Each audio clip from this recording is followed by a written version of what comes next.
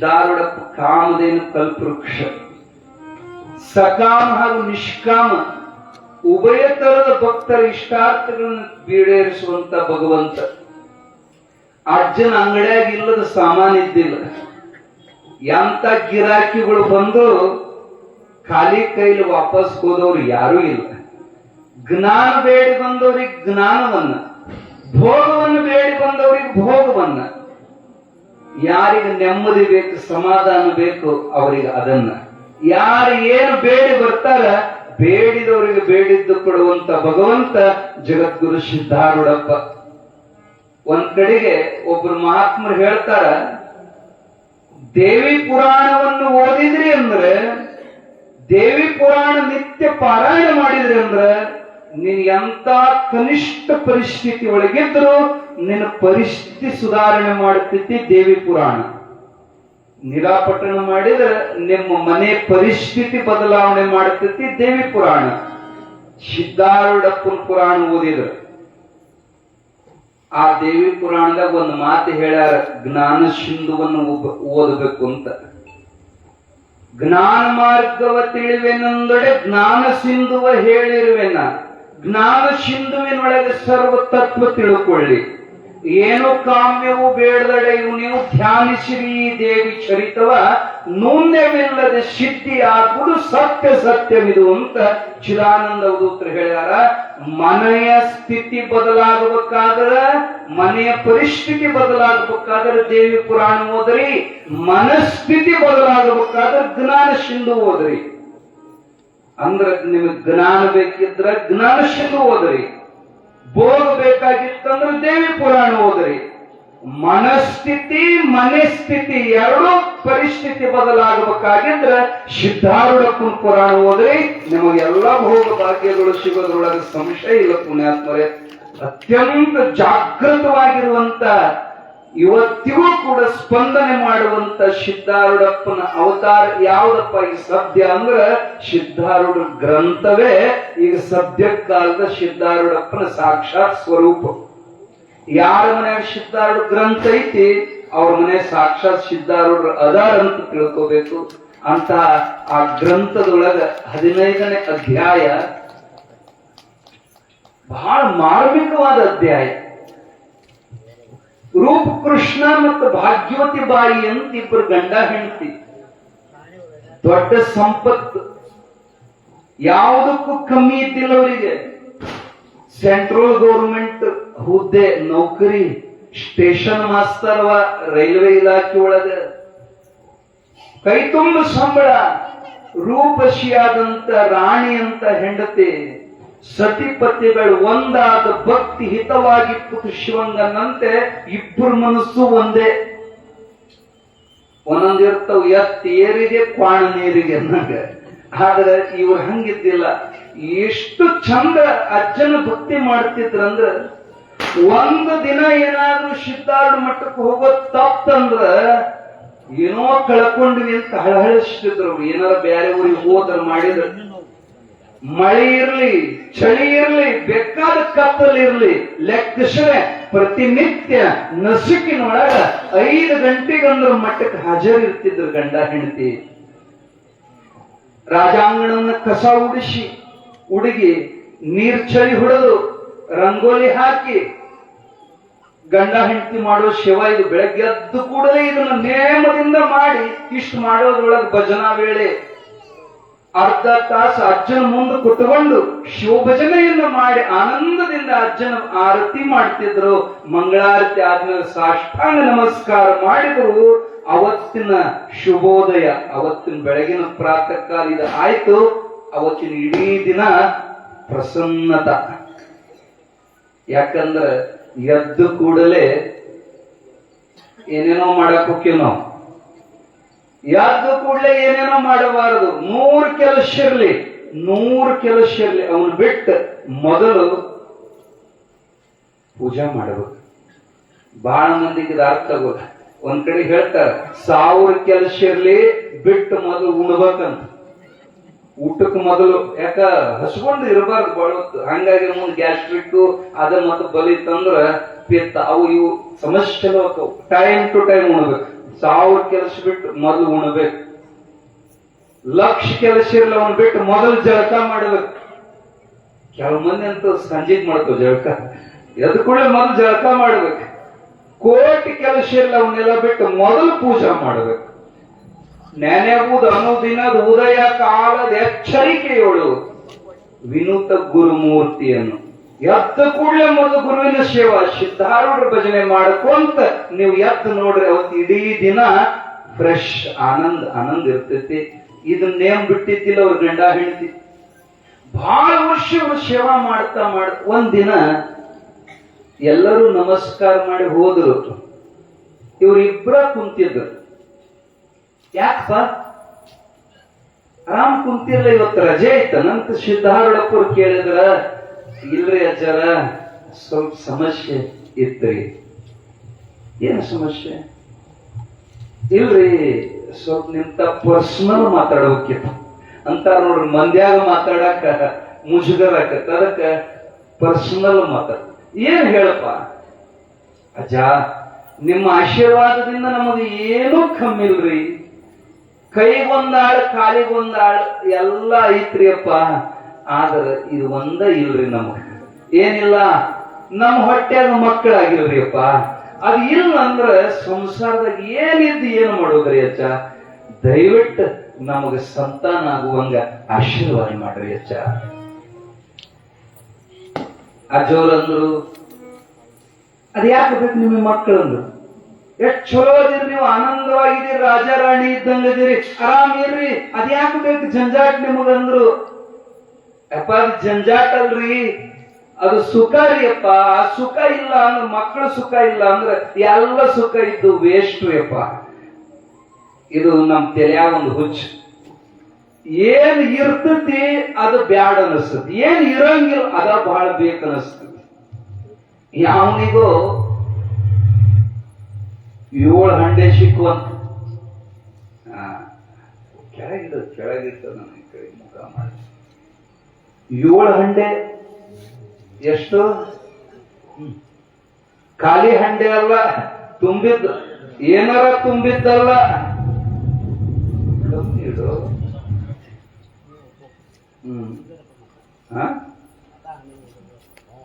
ಭಾವ ಅಂತದ, ನಮಗೆ ಭಾವ ಅನ್ನಕತ್ತಿದ್ವಿ ಕಾವ ಅದು ಬಹಳ ವಾಜಿರ್ಕಿಂತ. ಏನ್ ಹೇಳಕತ್ತಿದ್ವಿ? ಖಾಲಿ ಹಂಡೆ ತುಂಬಿದ್, ಏನ್ ತುಂಬಿದ್? ಬಂಗಾರ ನಾಣ್ಯ ತುಂಬಿದ್ 7 ಹಂಡೆ ಸಿಕ್ಕರೆ ಹೆಂಗಾಗಿರ್ಬೇಡ. ಎಲ್ಲ ಮನೆ ಮಂದೆಲ್ಲ ಸಂತೋಷ ಪಡುವಾಗ ಇವನ್ ಮಾರಿ ಇಟ್ಟಾಗಿತ್ತಂತ. ಯಾಕೋ ಹಿಂಗ್ಯಾಕಂತ ಕೇಳಿದ್ಲು ಹೆಂಡತಿ. ಗಂಡಂದ 6 ತುಂಬ್ಯಾವ, 7ನೇ 4 ಬಟ್ ಕಮ್ಮಿ ಐತಂದು, ಅದಕ್ಕೆ ಮಾರಿ ಇಟ್ಟ ಮಾಡಿದ್ದವ. ಒಕ್ಕೋ ನೀನು ಹುಚ್ಚ ಹಾಳಾಗ್ಲಿ. ತುಂಬಿದ್ದು ನೋಡಿ ಸಂತೋಷ ಪಡ್ಬೇಕು ಬೇಡ. 4 ಬಟ್ ಕಮ್ಮಿ ಇದ್ದದ್ ನಮಗೆ ದೊಡ್ಡ ಚಿಂತೆ ಇರ್ತದ ನಮಗ. ಅದನ್ನ ತುಂಬಸಾಕ ಇಟ್ಟು ಗುದ್ದಾಡ್ತೀವಿ ನಾವು. ಇದ್ದದ್ನ ಯಾರು ನೆನೆಸೋದಿಲ್ಲ. ಭಗವಂತ ನೀ ಕೊಟ್ಟಿಪ್ಪ, ನಿನ್ನಿಂದ ಇದು ಆಯ್ತಪ್ಪ, ಇದ್ದದನ್ನ ನೆನೆಸ್ತೀವಿ ನಾನು. ಎಲ್ಲ ನೋಡ್ತೀವಿ. ಏನ್ ಇರಂಗಿಲ್ಲ, ಅದೇ ನಮಗೆ ದೊಡ್ಡ ಸಮಸ್ಯೆ ಆಗ್ತೈತಿ. ಇರಲಿ ಹೇಳಿದ್ರ ಅಜ್ಜೂರ್, ಅವನ್ ತಗೊಂಡ್ ಏನ್ ಮಾಡ್ತೀವಿ? ಮಕ್ಕಳ ಆರಾಮದಿರಿ, ಸುಮ್ನೆ ಆರಾಮಿರ್ರಿ ಅಂದ್ರ, ಇಲ್ಲಪ್ಪ ಮಕ್ಕಳು ಮಾರಿ ನೋಡ್ಲಿದ್ರ ಸಂಸಾರದ ಸುಖ ಇಲ್ಲ ಅಂದ್ರು. ಅಪ್ಪವ್ರು ವಿಚಾರ ಮಾಡಿದ್ರು, ಇವಕ್ ವಾಸನ ಐತಿರು, ಮಕ್ಕಳ ವಾಸನ. ಆ ವಾಸನೆಯಿಂದ ನೀವು ಹೊಳ್ಳಿ ಹುಟ್ಟಬೇಕಾಗ್ತದೆ. ಆ ವಾಸನೆ ಇಲ್ದಂಗ ಮಾಡಬೇಕು. ಆದ್ರೆ ಏನ್ ಮಾಡೋದು? ಜ್ಞಾನ ದೃಷ್ಟಿಯಿಂದ ನೋಡ್ತಾರೆ ಸಿದ್ಧಾರೂಢರು. ಅವ್ರ ಹಣೆ ಬರದ ಮಕ್ಕಳೇ ಇದ್ದಿದ್ದಿಲ್ಲ. ಯಾಕಂದ್ರೆ ಋಣ ಇದ್ರೆ ನಮಗೆ ಅಕ್ಕವ್ರಿ ಅವೆಲ್ಲ. ಋಣಾನುಬಂಧ ರೂಪೇಣ ಪತಿಪತ್ನಿ ಸುತಾಲೆ. ನಿಮ್ಮ ಹಣೆ ಬರದ ಮಕ್ಕಳೇ ಇಲ್ಲಲೋ ಅಂದ್ರ ಸಿದ್ಧಾರೂಢರು. ಅಪ್ಪ ನಮ್ ಹಣೆ ಬರದ ಮಕ್ಕಳಿಲ್ಲ ಅಂತ ಗೊತ್ತೈತ್ ನಮಗ. ಅದಕ್ಕ 15 ವರ್ಷ ಮಕ್ಕಳಾಗಿಲ್ಲ ನಮಗ. ಹಣೆ ಬರ ಸಹಿತ ಬದಲಿ ಮಾಡೋ ಶಕ್ತಿ ನೀನು ಒಬ್ಬನಿಗೆ ಮಾತ್ರ ಐತಂತಾನ ನಿನ್ನ ಕಡೆಗೆ ಬಂದಿವಪ್ಪ. ಮತ್ ನೀನು ಅದನ್ನ ಹೇಳಿದ್ರೆ ನಾವ್ ಎತ್ತ ಹೋಗೋಣ.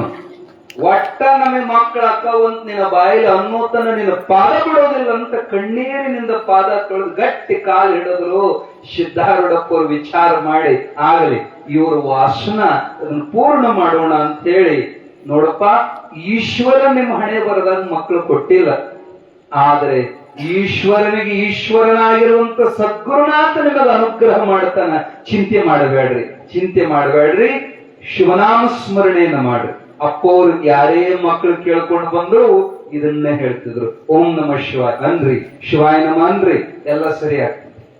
ಆ ಪ್ರಕಾರ ಅಂಗಾರ ಕೊಟ್ರು, ವಿಭೂತಿ ಪ್ರಸಾದ ಕೊಟ್ರು, ಅದನ್ನು ಧರಿಸಿಕೊಂಡು ನಿಷ್ಠೆಯಿಂದ ನಾಮಸ್ಮರಣೆ ಮಾಡ್ತಿರುವಾಗ ಸದ್ಗುರುನಾಥನ ವಾಣಿ ಸರ್ವತಾ ಸಫಲವಾಗ್ತದೆ. ಯಾರು ಸಂಶಯ ಮಾಡಬಾರದು. ಹಂಗಂತ ಎಲ್ಲರಿಗೂ ಆಶೀರ್ವಾದ ಮಾಡ್ತಾರೇನೋ, ಎಲ್ಲರಿಗೂ ಸಂತಾನ ಆಗ್ತತೇನೋ ಇಲ್ರಿ. ನಾವು ಬಾಳ್ ನಡ್ಕೊಂಡಿವ್ ಕರೆ ಸಿದ್ಧಾರೂಢಗ ಯಾಕೋ ನಮ್ ಕಡೆ ಸಿದ್ಧಾರೂಢ ಕಣ್ ತೆಗಿವಲ್ಲ. ಕೆಲವು ಜನ ನಮಗೆ ಕಂಪ್ಲೇಂಟ್ ಮಾಡ್ತಾರ, ಮಕ್ಕಳ ಸಲುವಾಗಿ ನಾವು ಬಾಳ ನಿಮ್ ಕರ್ಮ, ನಾ ಮಾಡಿದ ಕರ್ಮ ಬಲವಂತವಾದೊಡೆ ನೀ ಮಾಡುವುದೇನೋ ದೇವ. ಕಣ್ಣಿಲ್ಲಾದ ಮುದುಕಿಗೆ ಕಲ್ಮಣ್ ಹುರುಳಿ ಕೊಟ್ಟೆಲ್ಲೆ, ಕಲ್ಮಣ್ ಹುರುಳಿ ಕೊಟ್ಟದ್ರಿಂದ ಕಂಕಳಲ್ಲಾಡೋ ಮಗನಿಲ್ಲೆ. ತಂದನ್ನೋ ತಾನೋ ತಾನಂದನ್ನೋ ತಾನು, ಮಾವಿನ ಮರವ ಕಡಿದೆಲ್ಲೆ ಮಾವನ ಕಾಲಲ್ ಒದ್ದೆಲ್ಲೆ, ಮಾವನ ಕಾಲಲ್ ಒದ್ದದ್ರಿಂದ ಮಡಿಲಲ್ಲಾಡೋ ಮಗನಿಲ್ಲೆ. ಅತ್ತಿಯ ಮರವ ಕಡಿದೆಲ್ಲೆ ಅತ್ತೆನ ಕಾಲಲ್ ಒದ್ದೆಲ್ಲೆ, ಅತ್ತೆನ ಕಾಲಲ್ ಒದ್ದದ್ರಿಂದ ಅಂದವಾದ ಕಂದನಿಲ್ಲೆ.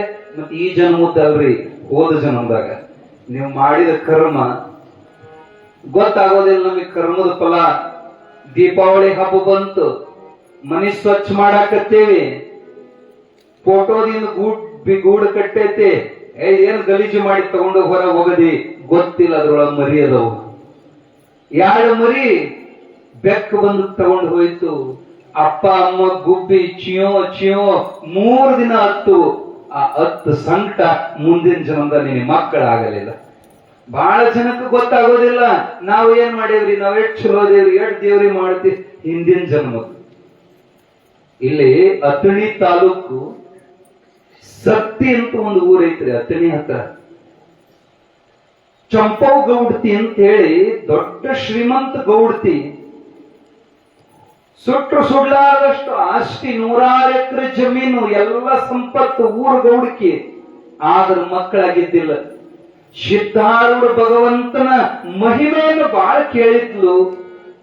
ಅಪ್ಪ ಅವರಿಗೆ ಹೃದಯ ತುಂಬಿ ಪ್ರಾರ್ಥನೆ ಮಾಡಿ ಸಂಕಲ್ಪ ಮಾಡಿ ಗಂಡ ಹೆಂಡತಿ ಸತ್ತಿ ಊರಿನಿಂದ ಅಥಣಿ, ಎಲ್ಲಿಂದ ಎಲ್ಲಿ ಹುಬ್ಬಳ್ಳಿಯಲ್ಲಿ ಎಲ್ಲಿ ಅಥಣಿ, ಅಲ್ಲಿಂದ ನಡ್ಕೊಂತ ಪಾದಯಾತ್ರೆ ನಡ್ಕೊಂತ ಹೋದರ ಅಪ್ಪ ನಮಗೆ ಆಶೀರ್ವಾದ ಮಾಡ್ತಾನ, ಸಂತಾನ ಕರುಣಿಸ್ತಾನಂತ ಗಂಡ ಹೆಂಡತಿ ಶ್ರದ್ಧೆಯಿಂದ ಹೆಜ್ಜೆಗೊಮ್ಮೆ ಶಿವಾಯ ನಮ ಸಿದ್ಧಾರೂಢ ಸಿದ್ಧಾರೂಢ ಅನ್ಕೊಂತ ನಡ್ಕೊಂತ ಹೋಗ್ತಾ ಇರುವಾಗ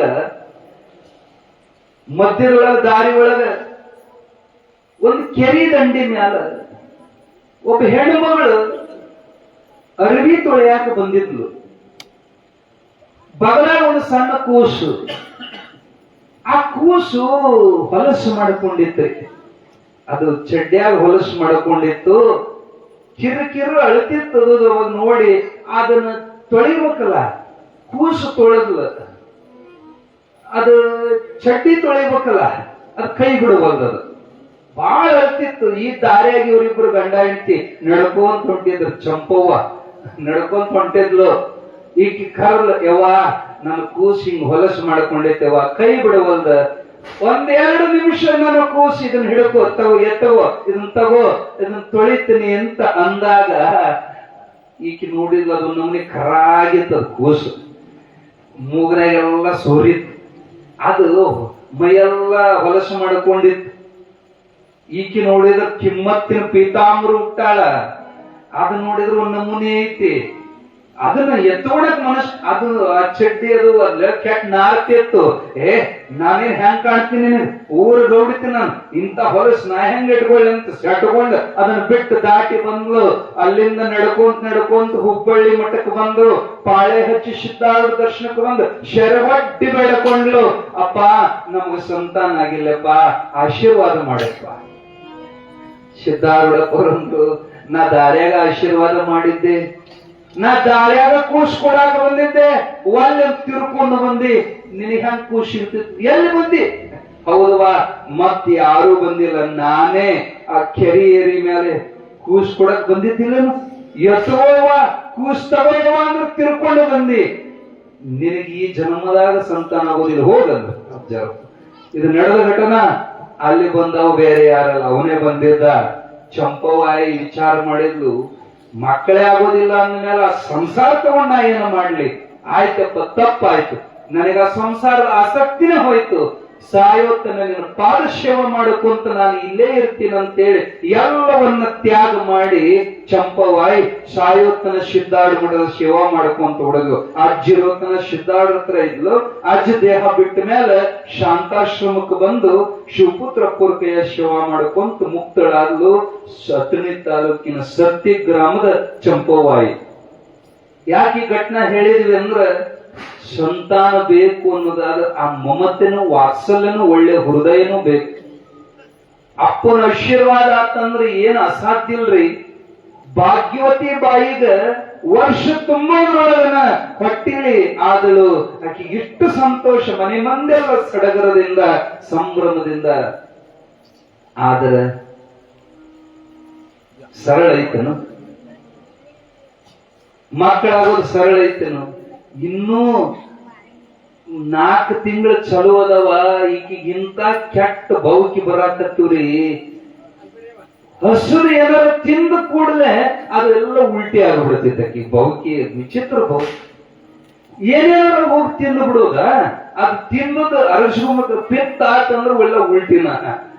ಎಲ್ಲ ಉಲ್ಟಿ ಆದ ಕೂಡಲೇ ಬಿಪಿಲು. ಆ ಹೆಣ್ಮಗಳ ತ್ರಾಸು. ಮತ್ತ ಹಸು ಬಿಡುದು. ಹಸು ಬರ ಕೂಡಲೇ ಚಲೋ ತಿನ್ನಂಗಾಗಲ್ರಿ ಅವಕ್ಕ. ಹೋಗಿ ಉಪ್ಪಿನಕಾಯಿ ತಿನ್ನೆ, ಮಾವಿನಕಾಯಿ ತಿನ್ನೆ. ಕೆಲವರ ಹಿಂಗ್ ತಿಂತಾವು, ಮಣ್ಣ ಸುಣ್ಣ ಕೆಮ್ಮಣ್ಣ ಏನ್ ಬೇಕಾ ತಿಂತಾವ. ಯಾಕ ಬೌಕಿ ಆ ಹೊಟ್ಟೆ ಆಗಿದ್ದು ಹಂಗ ತಿನ್ನಿಸ್ತದ. ಮುಂದೆ ನಿನ್ ಮಣ್ಣು ತಿನ್ನಿಸೋದಿರ್ತದ.